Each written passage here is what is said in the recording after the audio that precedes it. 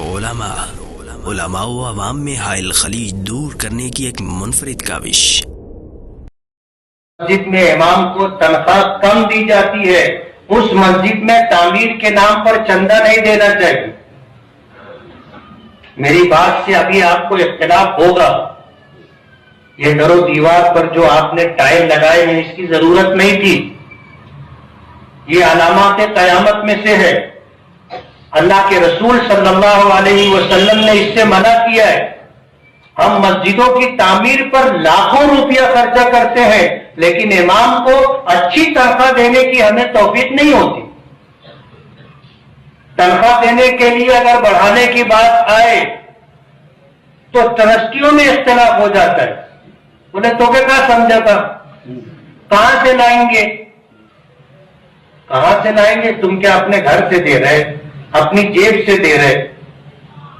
جو خدا دے رہا ہے تم دو، وہ خدا دے گا۔ تو ہم لوگوں کو امام کے تعلق سے اپنی سوچ بدلنا چاہیے، اپنا رویہ بدلنا چاہیے، احترام کی نظر سے دیکھیں، عزت کا سلوک کریں اور خاموش خدمت کریں۔ اس بات کی کوشش کریں کہ امام کو اچھی تنخواہ ملے۔ یہ کوئی فقیر نہیں ہے کہ آپ کے دروازے پر بھیک مانگنے کے لیے آئے گا۔ یہ سفید پوش شخص ہے جو اپنی عزت ڈھانپ کر کے آپ کی مسجد میں خدمت کر رہا ہے۔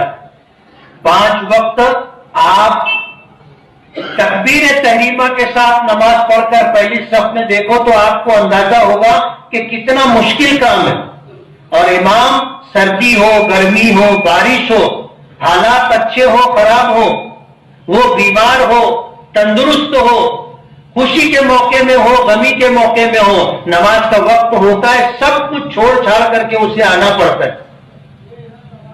اور اگر امام کبھی تاخیر سے آیا، العلماء، علماء و عوام میں حائل خلیج دور کرنے کی ایک منفرد کاوش۔